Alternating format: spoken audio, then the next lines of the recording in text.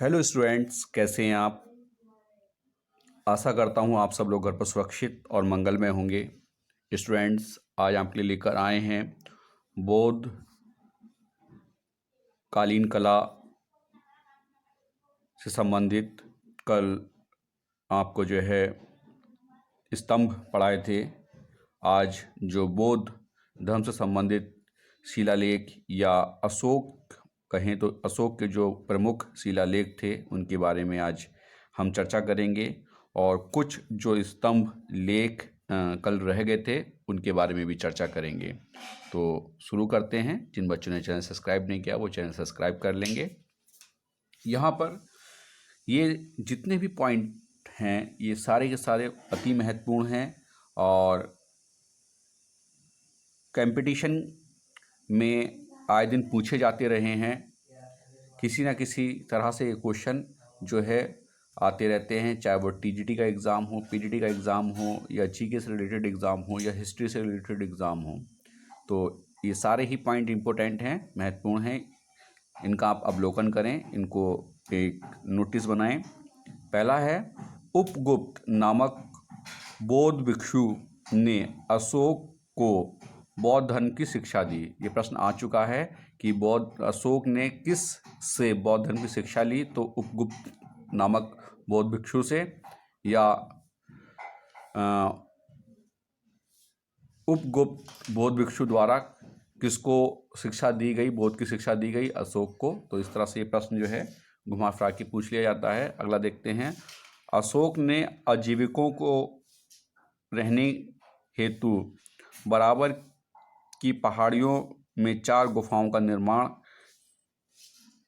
करवाया, जिनका नाम कर्ज, चौपर, सुदामा और विश्व झोपड़ी था। तो ये प्रश्न भी जो है कई बार पूछा गया कि अशोक ने आजीविकों के रहने के लिए बराबर की पहाड़ियों में किन गुफाओं का निर्माण करवाया। तो यहाँ पर गुफाओं का नाम आ जाता है। इसके बाद अशोक की माता का नाम सुभद्रांगी था। तो यहाँ पर भी ये प्रश्न पूछा गया है कि अशोक की माता का नाम क्या था, सुभद्रांगी था। अगला, अशोक ने बौद्ध धर्म के प्रचार के लिए अपने पुत्र महेंद्र एवं पुत्री संघमित्रा को श्रीलंका भेजा। तो यहाँ पर ये प्रश्न भी जो है बोर्ड की परीक्षाओं में पूछा जा चुका है, कंपटीशन के एग्ज़ाम्स में पूछा जा चुका है कि अशोक ने किन्हें श्रीलंका बौद्ध प्रचार के लिए भेजा। तो महेंद्र और अपनी पुत्री संघमित्रा को भेजा, भारत में शिलालेख का प्रचलन सर्वप्रथम अशोक ने किया। ये प्रश्न भी आ चुका है कि भारत में शिलालेख का प्रचलन सर्वप्रथम किसने किया, अशोक ने। अगला देखते हैं, अशोक के शिलालेखों में ब्राह्मी, खरोष्ठी, ग्रीक और अरमाइक लिपि का प्रयोग हुआ। यहाँ पर ये प्रश्न भी जो है आ चुका है कंपटीशन में कि अशोक के शिलालेखों में किन लिपियों का प्रयोग हुआ। तो ब्राह्मी, खरोष्ठ, ग्रीक और अरमाइक लिपि का प्रयोग हुआ। अगला प्रश्न है, ग्रीक और अरमाइक लिपि का शिलालेख अफगानिस्तान से, खरोष्ठी लिपि का शिलालेख उत्तर पश्चिम पाकिस्तान से और शेष भारत से ब्राह्मी लिपि के अभिलेख मिले हैं। तो ये भी कुछ प्रश्न आ चुके हैं कि ग्रीक और अरमाइक लिपि के अभिलेख कहाँ से प्राप्त हुए हैं, अफगानिस्तान से। खरोष्ठी लिपि के अभिलेख कहाँ से प्राप्त हुए हैं, पश्चिमी पाकिस्तान से। और ब्राह्मी लिपि के जो अभिलेख हैं वो कहाँ से मिले हैं, भारत से। अशोक के अभिलेखों को 3 भागों में बांटा जा सकता है, शिलालेख, स्तंभलेख तथा गुहालेख। अशोक के शिलालेख की खोज 1750 ईस्वी में पाद्रेटी फैनथेलर ने की। इनकी संख्या 14 है। ये भी प्रश्न पूछा जा चुका है कि शिलालेख, अशोक के शिलालेखों की खोज किस सन में हुई। तो 1750 में। और किसने की, वो पाद्रेटी फैनथेलर ने। और इनकी संख्या कितनी है, 14 है। ये प्रश्न सारे आप पूछे जा चुके हैं। अशोक के शिलालेख पढ़ने में सबसे पहली सफलता 1837 में जेम्स प्रीसेप को हुई। ये प्रश्न 2009 में आया है कि अशोक के शिलालेख पढ़ने की सफलता किसने प्राप्त की। तो जेम्स प्रीसेप को हुई। तो ये थी प्रमुख जानकारी। अब बात करते हैं शिलालेखों की। जो शिलालेख हैं अशोक के शिलालेख, यहाँ पर हम पहले शिलालेख की बात करते हैं। पहला शिलालेख, इसमें पशु बलि की निंदा की गई है। दूसरा शिलालेख, इसमें अशोक ने मनुष्य एवं पशु दोनों की चिकित्सा व्यवस्था का उल्लेख किया है। तीसरा शिलालेख, इसमें राजकीय अधिकारियों को यह आदेश दिया गया है कि वे हर 5वें वर्ष के उपरांत दौरे पर जाएं। इस शिलालेख में कुछ धार्मिक नियमों का भी उल्लेख किया गया है। चौथा शिलालेख, इस अभिलेख में भेरी घोष की जगह धम घोष की घोषणा की गई है। पांचवा शिलालेख, इस शिलालेख में धर्म महामात्रों की नियुक्ति के विषय में जानकारी मिलती है। छठा शिलालेख, इसमें आत्मनियंत्रण की शिक्षा दी गई है। सातवां एवं आठवां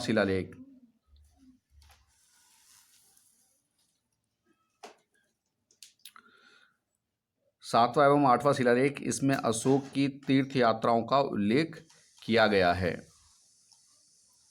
नौवां शिलालेख, इसमें सच्ची भेंट तथा सच्चे शिष्टाचार का उल्लेख किया गया है।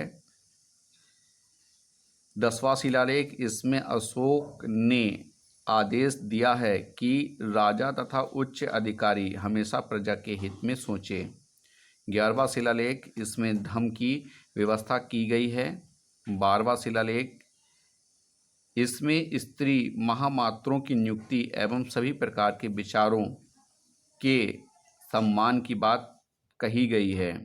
13वां शिलालेख, इसमें कलिंग युद्ध का वर्णन एवं अशोक के हृदय परिवर्तन की बात कही गई है। इसी में पड़ोसी राजा का वर्णन है।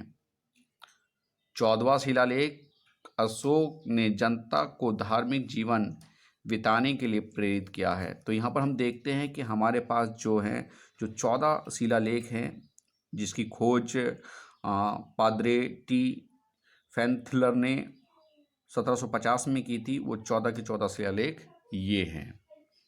अब इसके बाद में कुछ जो स्तंभ लेख हैं उनके बारे में हम चर्चा करते हैं।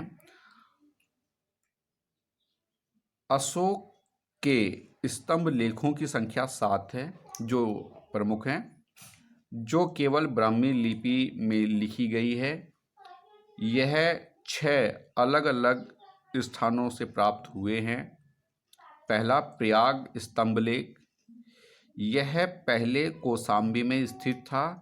इस स्तंभ लेख को अकबर ने इलाहाबाद के किले में स्थापित करवाया। ये प्रश्न पूछा जा चुका है कि जो प्रयाग स्तंभ लेख है वह पहले कहाँ था? कौशाम्बी में था और बाद में उसे इलाहाबाद में स्थापित किया गया, इसीलिए इसको प्रयाग स्तंभ लेख भी कहा जाता है।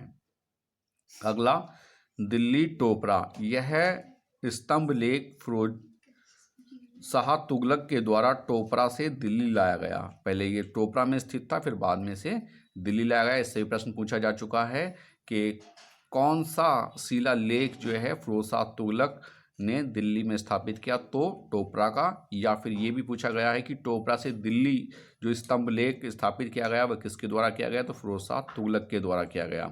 या ये भी प्रश्न पूछा जाता है कि टोपरा का शिलालेख टोपरा का शिलालेख कहाँ पर स्थापित, फिरोज शाह तुगलक के द्वारा कहाँ पर स्थापित किया गया? तो दिल्ली में स्थापित किया गया। इस तरह से प्रश्न को घुमाकर भी पूछा जाता है। दिल्ली मेरठ, पहले मेरठ में स्थित यह स्तंभ लेख फिरोज शाह द्वारा दिल्ली लाया गया। जो पहले दिल्ली में था, ये भी प्रश्न पूछा जा चुका है, कई बार कंपटीशन में आया है। तो जो पहले दिल्ली में स्थित था स्तंभ लेख, वह फिरोज शाह तुगलक ने उसे दिल्ली में स्थापित कराया। इसके बाद रमपुरबा का यह स्तंभ लेख चंपारण बिहार में स्थापित है। इसकी खोज 1872 में कार्लायल ने की। ये प्रश्न भी पूछा जा चुका है कि चंपारण बिहार में स्थापित अशोक स्तंभ लेख की खोज किसने की? तो कार्लायल ने की। कब की? 1872 में की। अगला पॉइंट देखते हैं। लोरिया अरेराज, ये भी चंपारण बिहार में स्थित है। फिर लोरिया नंदगढ़, चंपारण बिहार में। इस स्तंभ पर मोर का चित्र बना है। इस पर कौन सा चित्र बना है? मोर का। ये प्रश्न पूछा जा चुका है कि लोरिया नंदगढ़ चंपारण बिहार में स्थित स्तंभ पर किसका चित्र अंकित है? मोर का चित्र अंकित है। इसके बाद कौशाम्बी अभिलेख को रानी का अभिलेख कहा जाता है। अशोक का सबसे छोटा स्तंभ लेख रुम्नीदेई है। इसी में लुम्बिनी में धम्म यात्रा के दौरान अशोक द्वारा भूराजस्व की दर घटा देने की घोषणा कही गई है। तो इस प्रकार से ये प्रश्न भी जो है पूछा जा चुका है कि जो अशोक का सबसे छोटा स्तंभ लेख है वो कौन सा है? वो रुम्नीदेई है। अशोक का 7वां अभिलेख सबसे लंबा है। जो 7वां अभिलेख मिला है वो सबसे लंबा है। और पृथक शिलालेख में यह घोषणा है कि सभी मनुष्य मेरे बच्चे हैं। तो आज के लिए बस इतना ही।